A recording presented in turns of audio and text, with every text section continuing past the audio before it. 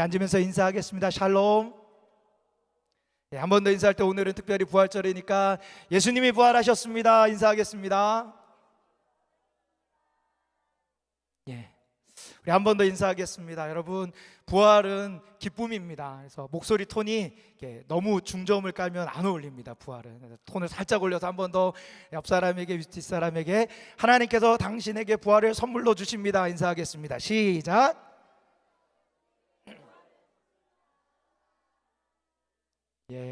감사합니다. 최근 제가 우연히 알게 된 글귀가 하나가 있습니다. 이 글을 제가 읽어드릴 텐데 여러분이 쭉 읽으면서 이 글이 어떤 글인지 한번 맞춰보시기 바랍니다. 화면 한번 띄워주시겠어요? 아는 얼굴 다 모였네 여기에, 한 공간에 다 있는 게 신기해. 모르는 사람이 계속 우는데 누군지 기억이 안 나 미안해. 종종 상상했던 내 장례식엔 축하와 환호성 또 박수갈채가 있는 파티가 됐으면 했네. 왜냐하면 난 천국에 있기 때문에. 오자마자 내 몸집의 서너 배 커다란 사자와 친구를 먹었네. 땅 위의 단어들로는 표현 못해 사진을 못 보내는 게 아쉽네. 모두 여기서 다 볼 거라는 확신이 있네. 내 마음을 다 전하지 못한 게 아쉽네. 나와 그닥 뭐가 없던 여자의 슬픔이 좀 과하게 보이길래 놀랐네. 돌이켜보니 그러게 우리도 미묘한 신호가 있긴 했네. 머리를 쾅 한 대 맞은 듯하네. 이제는 머리는 없지만 알기 쉽게. 모든 걸 알지 못했기 때문에 멋같고 즐거웠던 삶이란 게, 한쪽에 내가 생전 좋아했던 음식들이 놓였네. 마치 뷔페. 꾸준히 당부해 두길 잘했네. 좋은 기억으로 남겨주길 바래. 모두 여기서 다시 볼 거라는 확신이 있네. 내 마음을 다 전하지 못한 게 아쉽네. 할렐루야. 꿈의 왕국에 입성한 아들을 위해 할렐루야. 함께 일어나 춤을 추고 뛰며 찬양해. 할렐루야. 꿈의 왕국에 입성한 아들을 위해 할렐루야. 큰 목소리로 기뻐 손뼉치며 외치세. 여러분, 이게 무슨 글인지 아십니까? 몇 분은 아시네요. 요즘에 시대의 트렌드를 따라가시는 분들인 것 같습니다. 전혀 모르겠다라는 눈빛을 가지신 분도 계신데, 제가 지금 여러분들에게 읽어드린 이 글은 노래 가사입니다. 노래 가사. 노래 가사인데요, 재미난 것은 우리의 신앙관이 그대로 들어가 있어서 마치 어떤 CCM 이런 노래 같지만 이것은 일반 가요 가사입니다. 가사. 누가 이 곡을 지었고 불렀냐? 화면 띄워주시겠습니까? 악동 뮤지션에 있는 이찬혁 군이 2022년에 문득 자기가 죽을 순간이 떠오르면서 음반 하나를 만들었어요. 그 음반 이름이 에러라는 음반인데 거기에 파노라마나 또 몇 가지 곡이 실렸는데 다 죽음과 관련된 거예요. 그 중에 한 곡이 바로 이 곡입니다. 이 곡의 제목을 저기 적어놨는데 뭐라고 한번 읽어볼까요? 시작. 보통 우리가 장래 희망하면 I를 써서 미래 희망이라고 하는데 워드 플레이를 한 거죠. 죽은 장례식장, 장례 절차를 뜻하면서 내가 죽었을 때 장례가 이렇게 진행되면 좋겠다라고 해서 쓴 거죠. 참 기가 막힌 고백입니다. 제가 이 노래를 처음 접한 건요, 작년에 말에 청룡영화상 시상식에서 이찬혁이 파노라마는 노래와 이 노래를 연결해서 불렀어요. 보는데 깜짝 놀랐습니다. 뭐냐면 이 노래 가사 말을 정말로 보는 사람들에게 제대로 전해주고 싶어서 무대를 노래 부를 때 무대를 꾸몄는데, 기획을 했는데 어떻게 기획을 했냐? 자기가 노래를 혼자 부르는 뒤편에 진짜 관을 갖다 놨어요. 그리고 앞에 파노라마는 죽기 전에 해보고 싶은 거 다 해보고 싶다라는 가사여서 그걸 부른 다음에 연결해서 이 장래희망을 부를 때는 마지막에 할렐루야 후렴구를 다 한 번 부른 다음에 노래가 시작할 때 연주를 하는데 노래를 안 부르고 가사만 띄우고 본인이 직접 관으로 들어가 버려요. 그리고 사람들이 그 관을 메고 퇴장을 하죠. 신기하게도 사람들의 관객들은 그 리듬에 맞춰서 박수와 괄채를 보내면서 노래로 가사를 전달한 게 아니라 몸으로 메시지를 전달한 거죠. 사람들이 진짜 천재 음악가라고 극찬을 했던 영상입니다. 오늘 한번 집에 가서 보셔요. 되게 감동적이에요. 저도 그 영상을 보면서 어떻게 이렇게 곡을 쓰고 이렇게 디자인할까? 와, 천재긴 천재다. 그 동생이 얘기하더라고요. 오빠는 곡을 쓰지 않고 그냥 찍어낸대요. 딱 1, 2초 만에 영감이 딱 뜨면 딱 나온대요. 그래서 만들어지는 곡들이라는 거죠. 제가 이거를 보면서 참 감동을 많이 받았는데, 제가 진짜 감동받은 것은 이 이찬혁이라는 사람의 천재 음악성도 있지만 사실은 우리가 믿는 기독교가 가진 진짜 믿음의 모습이 이거지 않나라는 생각을 해본 거예요. 죽음이라는 것을 대할 때 우리 그리스도인들이 이런 모습과 이런 반응이어야 되지 않을까라는 거죠. 제가 그걸 생각하다가 저희 할아버지께서 돌아가실 때 제가 그 자리에 갔는데, 그때 할아버지의 돌아가신 몸을 보며 우는 저에게 저희 할머니께서 해주셨던 말씀이 딱 떠올랐어요. 그때 저희 할머니가 저한테 이렇게 얘기하셨어요. 광우가 울지 마. 우는 저에게 울지 마. 그러면서 뭐라고 했냐, 할애비가 살아계실 때 늘 신신당부하셨던 이야기가 있는데, 내가 죽으면 제발 울지 좀 말라. 나 죽으면 울지 마. 울지 말고 오히려 기뻐해. 그리고 찬송가 한 곡만 불러줘. 그게 찬송가 438장. 내 영혼이 은총 입어. 할아버지가 이거 부탁했어. 그러니 우리 울지 말고 이거 불러드리자. 그러면서 할머니가 제 손 붙잡고 진짜 이 곡을 불러줬어요. 내 영혼이 은총 입어 중한 죄짐 벗고 보니 슬픔 많은 이 세상도 천국으로 화하도다. 사랑하는 성도 여러분, 이찬혁 군의 이 노래 가사도 그렇고 저희 할아버지께서 죽음 앞에서 그렇게 요청할 수 있었던 이유가 뭘까요? 저는 그것의 대답이 바로 오늘이라고 생각해요. 오늘이 무슨 주일인지 다들 아시지요? 오늘 무슨 주일입니까? 부활절. 부활절이어서 평소와 좀 다르죠. 우선 저기 보시면 뭔가 좀 다릅니다. 저희 교회가 뭘 많이 안 하는 교회인데도 불구하고 너무 특별한 날이기에 제가 요청하지 않았는데 알아서 막 준비를 하시더라고요. 워낙 제가 안 하니까 답답하셨나 봐요. 그래서 저걸 준비하셨어요. 그리고 여러분은 좀 낯설지 모르겠지만 사실 부활절의 가장 하이라이트는 저는 성찬식이라는 것을 이번에 준비하면서 깨달았어요. 그래서 이거를 준비했어요. 오늘은 우리 기독교가 가장 중요하게 여기는 3대 절기 중에 하나인 부활주일입니다.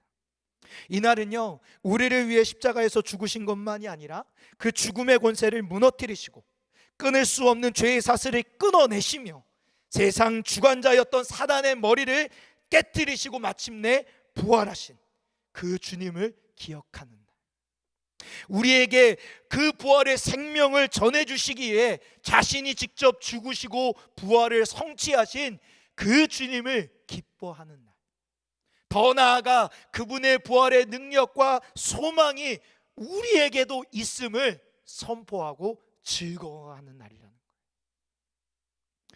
우리가 인생의 죽음 앞에서도 당당하고 우리의 삶에 찾아오는 수많은 어려움과 아픔 속에서도 오히려 소망으로 노래할 수 있는 이유가 있다면 그것은 우리를 위해 이미 부활하신 주님 때문이라고 저는 믿습니다. 부활의 주님께서 앞으로 우리를 위해 지키실 약속이 있기 때문에, 이전에 약속하신 것을 성취하심으로 부활을 이루신 것처럼 그 부활하신 주님이 우리에게 주신 약속이 반드시 이루어질 걸 믿기 때문에, 무엇보다 우리에게 허락하신 부활의 생명과 소망과 능력 때문이라고 믿습니다.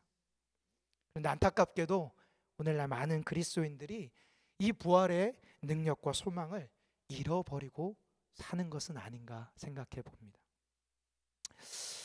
도저라는 유명한 신학자이자 영성가가 하나님을 갈망하다라는 자신의 책에서 이렇게 말을 해요. 그리스도인들이 하나님의 임재와 능력을 체험하지 못하는 이유가 있다면 부활의 능력을 실제로 경험하지 못했거나 무시하고 있기 때문이다. 저는 이 말이 굉장히 중요한 말 같아요. 다시 한번요. 그리스도인들이 하나님의 임재와 능력을 체험하지 못하는 이유, 그것은 하나님의 임재가 없는 게 아니라는 거예요. 하나님의 임재가 없는 것이 아니라, 하나님이 죽은 것이 아니라 그분이 살아 계신데 우리가 그분을 살아계신 분으로 인정하지 않고 무시하기 때문이라. 그러면서 그분이 그 책에 이어서 부활의 능력을 잃어버린 모습들, 성도들이 부활의 능력을 잃어버릴 때 나타나는 모습을 세 가지로 설명하는데, 첫 번째는 영적 무감각과 습관적인 종교생활, 두 번째는 성령의 인도하심에 대한 무관심, 마지막 세 번째가 실제 삶에서 하나님의 능력이나 기적을 기대하지 않는 모습이라고 언급을 하고 있다는 거죠. 혹시 이것 중에 여러분이 포함되는 영역이 있으십니까? 그럼 우리 안에 예수 그리스도의 부활의 능력을 잃어버린 거라고 할 수 있는 거예요. 오늘 우리가 읽은 본문에도 이 부활의 능력을 경험했음에도 잃어버린 사람이 등장을 합니다. 부활의 소식을 여인들로부터 전해 들었고요, 제자들 중에 가장 리더십이었던 베드로도 그 부활을 직접 목도하고 왔어요. 그런데도 불구하고 그 부활을 전혀 믿지 못했던 두 제자, 그들은 더 이상 예루살렘에 머물기를 거부하고 엠마오로 내려가고 있습니다. 그런데 그런 그들에게 놀라운 변화가 일어났다는 거예요. 우리 오늘 본문 32절에서 35절 같이 읽겠습니다. 시작. 그들이 서로 말하되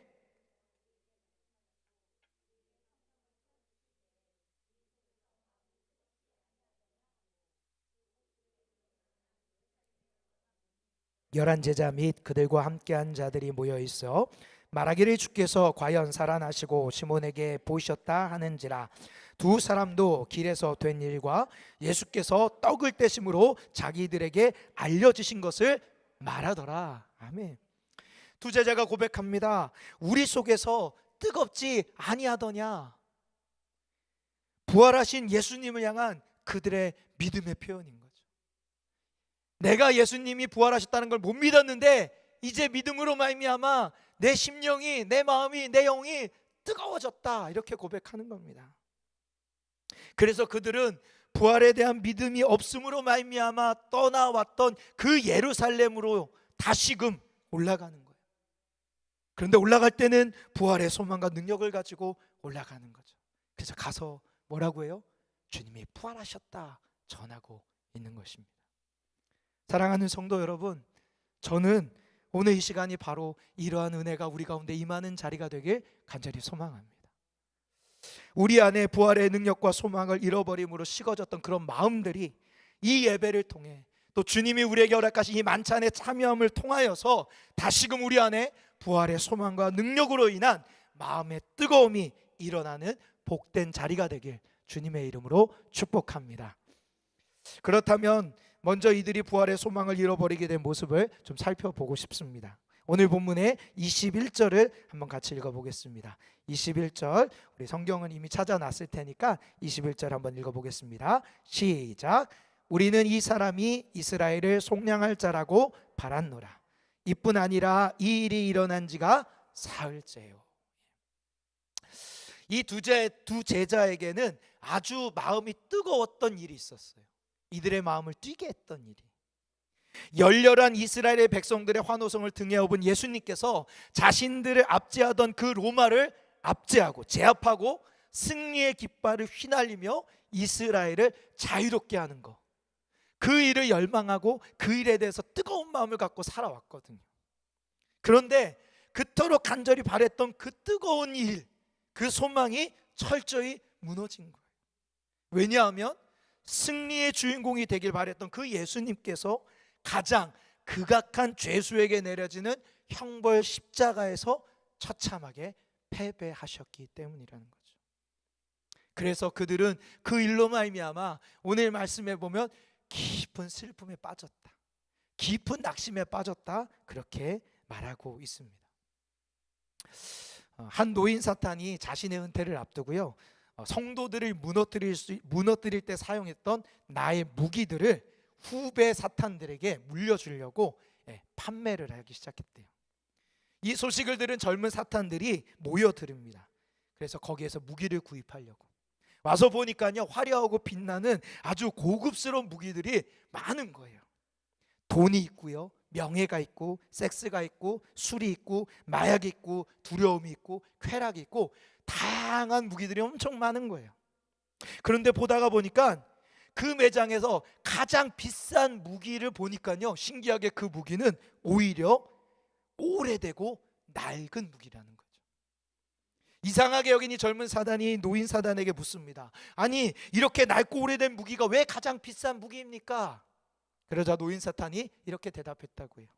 이것은 내가 가장 잘 사용하고 또 사용할 때마다 거의 100% 효과를 많이 본 무기야. 그래서 가장 오래되고 낡았지만 가장 비싼 무기야. 여러분, 그 무기가 뭔지 아십니까? 그 무기가 바로 낙심이에요. 사단이 우리에게 낙심을 주는 이유가 있습니다. 오늘 본문을 자세히 보면요, 이 두 제자는요, 부활의 소식을 이미 들어서 알고 있었어요. 그런데 놀라운 것은 이들은 들려진 부활의 소식보다는 거기에는 전혀 반응하지 않고 오히려 예수님의 죽음에만 몰두하고 있다는 거예요. 또 두 번째, 이들은요 모두가 진실을 말합니다. 이 두 제자가 예수님에게 넋두리하는 이야기는 다 사실이에요. 거짓이 아니에요. 하지만 여기에 중요한 것이 하나 빠져 있는데, 그것은 예수님이 죽은 다음에 3일 만에 부활할 것이라고 말씀하셨던 예수님의 말씀은 쏙 빠져 있다는 거예요. 쏙 빠져 있어요. 여러분, 우리의 마음속에 낙심이 들어오잖아요. 그럼 가장 먼저 일어나는 일이 뭐냐? 은혜의 소식보다 부정적인 소식에 더 반응하기 시작한다. 내 마음에 낙심이 들어오면 은혜의 소식을 듣지만 그 소식엔 반응하지 않고 부정적인 소식과 이야기들에 내가 더 반응을 하게 된다는 거예요. 그래서 문제라는 겁니다. 그리고 두 번째는 뭐예요? 내게 이미 주신 하나님의 말씀을 잊게 만든다. 하나님이 이미 우리에게 말씀을 주셨습니다. 그런데 그 말씀을 잊어버리게 만드는 게 뭐라고요? 그게 낙심이라는 거예요. 무엇보다 주님이 이루신 부활보다 우리의 현실을 더 크게 보게 만들어서 그 현실의 갇힘으로 말미암아 주님이 이미 이루신 부활을 통해 앞으로 내게 이루어 주실 은혜를 기대하지 못하게 되는 거죠. 사랑하는 성도 여러분, 혹시 여러분 중에 반복되는 문제와 어려움으로 인해 마음의 뜨거움을 잃어버린 분들이 계십니까? 부활의 능력과 소망으로 도전하기보다 현실의 벽 앞에서 주저앉아 어쩔 수 없다고 합리화하면서 포기하고 다 그렇게 사는 거 아니겠어라고 회피하면서 그냥 그저 그렇게 살고 계신 분들 혹시 있지 않으십니까? 오늘 이 시간을 통해 마음의 뜨거움과 부활의 소망을 잃어버린 제자들을 찾아가신 우리 예수님께서 그런 우리를 만나주시는 그런 복된 시간이 되길 축복합니다. 이제는 부활의 소망과 능력을 잃어버린 제자들에게 주님이 하신 이야기를 살펴보고자 합니다. 오늘 본문 30절 31절을 읽겠습니다. 시작.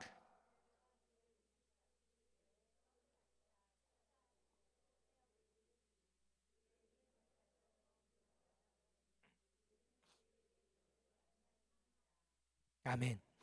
지금 이 두 제자들이 가고 있는 엠마오까지의 거리는요, 오늘날의 거리로 환산하면 11km 정도 되는 거리라고 합니다. 11km 되는 정도의 거리를 예수님이 지금 동행해서 계속 함께 걸어가고 있는 거예요. 저는 이 모습을 통해서 어떤 주님을 묵상했냐? 어떠한 상황과 순간에도 우리와 함께 하시는 주님을 묵상하게 됩니다. 이들을 떠나지 않고 11km 걸어가시는 주님은 오늘도 우리 옆에 계신 거예요. 오늘도 우리를 떠나지 않으시는 분이라는 거예요. 그래서 오늘 우리가 하루를 시작하며 걸어가는 그 모든 걸음에 주님이 함께 계시는 줄 믿습니다. 그게 부활의 주님이라는 거예요. 그리고 마침내 이들과 함께 머무시는 곳에서 우리 예수님께서 떡을 떼어 나누어 주십니다. 이 떡을 떼어 나누는 이 모습이 아주 중요해요. 왜냐하면 이들이 예루살렘에 돌아가서 제자들에게 부활을 전가할 때 뭘 얘기를 했다고요? 떡을 떼어 주심으로 주님을 알게 됐다라는 걸 전했다고요. 오늘 이야기의 가장 핵심이 여기에 담겨 있어요. 부활의 능력과 소망을 잃어버리며 마음이 식어졌던 그들이 다시금 마음이 뜨겁게 변화되는 그 가장 중심에는 뭐가 있었다? 예수님께서 떡을 떼어 주시는 일이 있었다라는 거예요. 여러분, 오늘 우리가 읽은 성경에는 우리나라 표현법으로는 강조가 안 되지만 원어를 보면 예수님이 한 번 떼서 한 번 준 게 아니에요. 반복되는 그 문법으로 되어 있거든요. 그러니까 예수님이 지금 계속 제자들에게 떡을 떼어 주신 거예요. 언제요? 이들이 깨달을 때까지 쉬지 않고 포기하지 않고 이들에게 떡을 주시는 거죠. 여러분, 예수님의 일생 가운데 떡을 가지고 축사하시고 떼어 주신다, 이렇게 하면 여러분 제일 먼저 뭐가 떠오르십니까? 여러 가지가 떠오를 수도 있지만 대부분의 그리스도인들이 떠오르는 가장 첫 번째가 뭐예요? 마지막 만찬, 성찬의 자리인 거죠. 예수님께서 마지막으로 제자들과 함께 하시면서 자기를 기억하라고 당부하셨던 그 성찬의 장면입니다. 성만찬의 신비를 풀다라는 책을 쓴 브랜드 피트가 자신의 책을 통해 오늘 본문의 이야기를 가지고 이렇게 이야기합니다. 성만찬은 예수님의 죽음을 기억하는 자리이자 부활하신 그리스도의 임재와 생명에 접속하는 실제적인 통로다. 우리는 그 자리에서 그분을 알아보고 그분과 연합을 이루게 된다. 여러분, 오늘 우리가 진행할 이 성찬은 그냥 예수님이 예전에 했던 것을 기억하는 의미가 아니라는 거예요. 예수님께서 부활하시고 나서 제자들을 만나 이 성찬을 행하신 이유는 이 성찬 안에 예수의 부활의 능력이 있다라는 보여주는 반증인 거죠. 더 놀라운 것은요, 그 이후에 예수를 따르던 제자들과 교회들이 이 성찬식을 언제 한지 아십니까? 예수님의 죽음을 묵상하는 금요일이나 목요일 저녁에 한 것이 아니라 부활을 기념하는 매 주일마다, 안식일이 지난 첫날, 오늘날의 주일날마다 부활의 능력을 소망하면서 매주 이 성찬식을 행했다라는 거예요. 그러니까 이 성찬식의 핵심은 부활에 있는 거예요. 예수 그리스도의 부활의 능력이 우리에게 주어졌음을 기억함으로 말미암아 감사하며 기뻐하며 그 부활의 능력으로 내가 인생을 살아가겠습니다라는 주님을 향한 고백과 간증과 결단의 자리가 이 자리라는 거예요. 더 나아가 지금도 살아계셔서 하나님의 보좌 우편에 계신 그 주님을 성령의 인도하심을 따라 우리가 그 하늘 보좌로 올라가서 주님과 만나는 자리가 성찬의 자리라는 것을 오늘 본문이 보여주고 있다는 거예요. 제가 오늘 이 말씀을 준비하고 연구하고 성찬을 공부하다 보니까 재미난 게요, 하나님의 백성들, 특별히 낙심에 빠진 백성들을 위로할 때 쓰시는 방법이 먹이는 거더라고요. 먹이는 거예요. 원래 진짜 예수님의 성찬을 따라하려면요, 요게 아니라 여기에 만찬을 차려놔야 돼요. 우리 교회가 매주 끝나고 밥을 먹는 이유에 대해서 어떤 집사님이 저한테 목사님 왜 밥 먹어야 돼요? 그러니까 제가 뭐라고 그랬냐면 이것은 신앙이고 믿음이고 사역이다, 제가 그렇게 얘기했어요. 맞습니다. 왜요? 주님의 만찬이 식사 자리였거든요. 그래서 소대교회가 매주 모일 때마다 떡을 떼고 식사하며 주님의 임재를 구했던 거죠.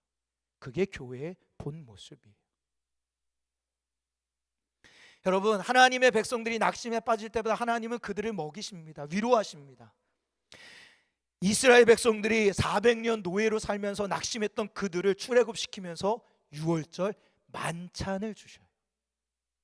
광야에서 살면서 지치고 낙심되는 그들에게 하늘의 문을 여셔서 만나와 메추라기라 물이라는 만찬을 주십니다. 엘리야가 850대 1로 싸우고 나서 승리한 이후에도 변화가 없으므로 낙심해서 삶의 생애를 끊으려고 결단했을 때도 하나님은 떡과 물과 포도주를 전해주며 만찬을 주시며 그 엘리야를 위로하셨어요. 낙심에 빠져서 베드로가 과거의 어부질로 돌아가서 그물질을 하고 있을 때 그들에게 찾아가진 예수님이 그 새벽에 어떻게 해요? 도시락과 만찬을 준비해 가서 그들을 먹이셨어요. 재미난 것은 오늘 본문을 지은 누가가 같이 적었던 사도행전 마지막에 바울이 유라굴로 광풍을 만나서 살 소망이 없더라라고 낙심에 빠져있는 그 배에 차있는 200명이 넘는 사람들을 위로하는 도구로 뭘 했다고요? 성찬은 아니었지만 축사하고 떡을 떼어 만찬을 베풀며 위로했다고. 하나님은요, 하나님의 백성들에게 만찬으로 초대하세요. 그리고 거기서 주님의 몸과 피를 나누게 하심으로 우리를 새롭게 하신다는 거죠. 이 성찬을 집중적으로 연구한 이성호 교수님이 이렇게 말합니다. 성찬식은 죽음에서 부활하여 하늘에 오르신 그리스도가 자기 백성에게 영적 음식을 나눠주는 시간입니다. 여러분, 이 성찬을 그냥 참여하시면 안 됩니다. 형식적으로 참여하시면 안 됩니다. 온 마음을 담아 드리셔야 돼요. 부활의 소망을 능력을 잃어버린 제자들에게 행하신 두 번째 주님의 액션입니다. 우리 32절을 같이 읽겠습니다. 32절 시작. 그들이 서로 말하되 길에서 우리에게 말씀하시고 우리에게 성경을 풀어주실 때 우리 속에서 마음이 뜨겁지 아디하다네 하시고. 마음이 식어진 자들, 부활의 능력과 소망을 잃어버린 자들을 회복하시는 주님의 두 번째 방법은 기적을 경험케 하는 게 아니었더라는 거예요. 내가 간절히 기도한 기도 제목에 응답을 경험하는 것 아니었습니다. 마음이 다시 뜨거워지는 것, 우리의 영혼이 부활의 능력과 소망으로 뜨거워지는 방법은 뭐였냐? 살아계신 하나님의 말씀을 들려주는 거라. 놀랍죠. 그 말씀이 들어옴으로 말미암아, 그 말씀을 들음으로 말미암아 믿음이 생겨나는 거죠. 그래서 로마서 10장 17절 말씀에 이렇게 말씀하십니다. 우리 화면을 보고 읽겠습니다. 시작. 그러므로 믿음은 들음에서 나며 들음은 그리스도의 말씀으로. 이어서 읽겠습니다. 히브리서 4장 12절 시작. 하나님의 말씀은 살아있고 활력이 있어 좌우의 날선 어떤 것보다 예리하여 혼과 영과 및 관절과 골수를 찔러 쪼개기까지 하며 또 마음의 생각과 뜻을 판단하나니. 성도 여러분, 우리가 왜 부활의 능력과 소망을 잃어버리고 마음이 식어질까요? 기적과 치유를 경험하지 못해서 그럴까요? 아닙니다. 그렇지 않습니다. 엠마오로 내려가는 제자들이 이미 부활이라는 놀라운 기적을 경험했음에도 불구하고 그들은 마음이 식어졌고 공허한 상태에 이르렀다는 거죠. 우리도 그럴 수 있습니다. 아무리 우리가 기적을 경험한다고 해도 우리의 마음이 식어지고 공허해질 수 있다는 거예요. 왜요? 우리 속에 진리가 없습니다. 내 안에 진리의 말씀이 견고히 살아있지 않으면 아무리 세상의 것으로 우리의 마음을 채운다 한들 여전히 공허함에 빠질 수밖에 없게 된다. 사랑하는 성도 여러분, 진리를 사모하십시오. 말씀을 갈망하십시오. 여러분의 영혼과 마음 안에 그 하나님의 말씀이 가득 채워지는 일에 열심을 내시길 바랍니다. 마지막 이야기 하나 하고 우리 성찬의 자리로 들어가면 좋겠습니다. 제가 이 성찬을 찾으면서 성찬의 이야기 속에 실제 주님이 행하신 이야기가 어디 있을까 열심히 찾아봤어요. 그러다가 하나를 발견했어요. 오늘날 우리 감리교 아시죠? 그 감리교를 시작한 창시자로 불리는 분이 있는데 존 웨슬리라는 목사님이에요. 이 목사님이 예수님을 처음 나의 구주로 믿게 된 그 장면이 굉장히 유명해진 장면입니다. 자신의 일기에 쓴 하나의 기록문이에요. 제가 한번 읽어볼게요. 그 일기에 이런 기록이 있어요. 1738년 5월 24일. 저 날짜를 꼭 기억하세요. 1738년 5월 24일. 언제요? 저녁 때. 이 저녁 때 나는 올더스 게이트 거리에서 모라비안 교인들의 집회에 참석했다. 그때 어떤 사람이 루터의 로마서 서문을 읽고 있었다. 성경을 읽었다는 거예요. 약 8시 45분쯤 이상하게 나는 내 마음이 따뜻해지는 것을 느꼈다. 그때 나는 정말로 그리스도를 나의 죄를 씻으신 구주로 신뢰하게 되었다. 이분이 로마서를 듣다가 예수가 나의 구주 되심을 발견한 거예요. 만난 거예요. 그래서 그의 마음이 어떻게 됐다고요? 따뜻해졌다. 뜨거워졌다.